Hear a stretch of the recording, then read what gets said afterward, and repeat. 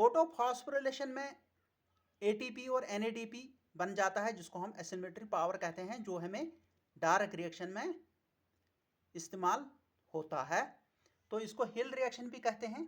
इसको दो टाइप्स हैं, साइक्लिक और नॉन साइक्लिक। तो साइक्लिक में आपको सेंटेंस याद रखना है, light excites position 1 to PFRS, for fairy doll to plastic queen, for city complex to PC for position 1। यानी सनलाइट जो होती है वो दो इलेक्ट्रॉन्स को एक्साइट करती है pigment system first to P primary electron acceptor, जो कि FRS है, फेराडॉक्सिन रिड्यूसिंग सिस्टम।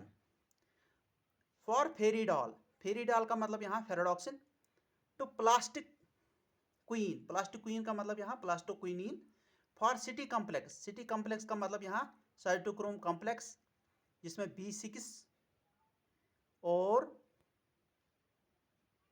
F होता है, टू PC का मतलब यहाँ प्लास्टोसाइनिन, फॉर पोजीशन 1, पोजीशन 1 का मतलब यहाँ पिगमेंट सिस्टम 1। तो नॉन साइक्लिक में आपको याद रखना है, light excites position 2 to P queen for plastic queen, to city complex for PC to position 1, for PFRS to fairy doll for reducing NADP। देखिए हमने यहाँ नॉन साइक्लिक फोटोफॉस्फोरिलेशन के लिए सेटअप बनाया है। ये लेटर Z से मिलता जुलता है, इसीलिए हम इसको Z स्कीम भी कहते हैं। सबसे पहले लाइट एक्साइट करेगी दो इलेक्ट्रॉन्स को। देखिए यहाँ लाइट है और इसे दो इलेक्ट्रॉन एक्साइट हो जाएंगे। देखिए दो इलेक्ट्रॉन्स हमने पिगमेंट सिस्टम 2 में डाले। यहाँ से ये एक्साइट होके प्राइमरी इलेक्ट्रॉन एक्सेप्टर तक जाएंगे। देखिए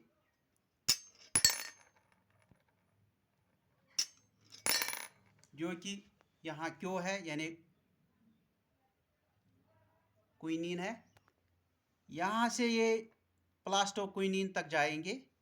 देखिए PQ तक ये जा गए। इसके बाद यहाँ साइटोक्रोम कॉम्प्लेक्स है B6 और F, अब ये वहाँ जाएंगे और यहाँ ATP जनरेट होता है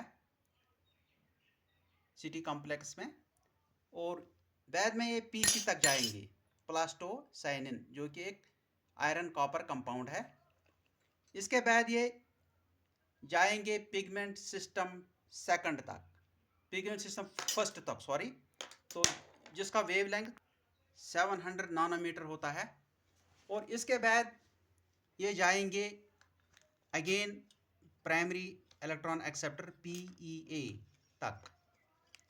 देखिए यहाँ दूसरा PEA है, जिसको हम FRS कहते हैं, फेराडॉक्सिन रिड्यूसिंग सिस्टम।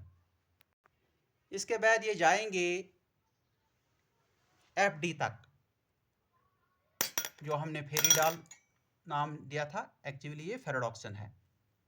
इसके बाद ये जाएंगे NADP तक, ये है NADP, और इसको रिड्यूस करेंगे NADP H+H+ तक। देखिए यहाँ वाटर मॉलिक्यूल्स हैं और इसमें ये जो ब्लू कलर हैं ये इलेक्ट्रॉन्स हैं। यही इलेक्ट्रॉन्स पिगमेंट सिस्टम 2 तक जाएंगे, और ये जो ट्रांसपेरेंट बॉल्स हैं ये प्रोटॉन्स हैं, ये प्रोटॉन्स हैं, और यही प्रोटॉन्स NADPH बनाते हैं, और बाद में ये जमा होके यहाँ फिर बाहर जाते हैं ATP सिंथेस की मदद से। ये है ATP सिंथेस, जिसको F0 और F1 कंपोनेंट है। तो ये प्रोटॉन्स पंप हो जाते हैं इसी एंजाइम की मदद से, और ये जो वाटर है ये स्प्लिट होता है 3 कैटलिस्ट की मदद से।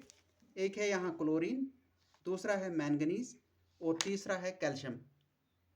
ये तीनों इस्तेमाल करते हैं फोटोलिसिस ऑफ वाटर के लिए, और यहाँ ऑक्सीजन भी निकल जाता है। देखिए ये जो रेडिश कलर है ये ऑक्सीजन है, ये इवॉल्व हो जाता है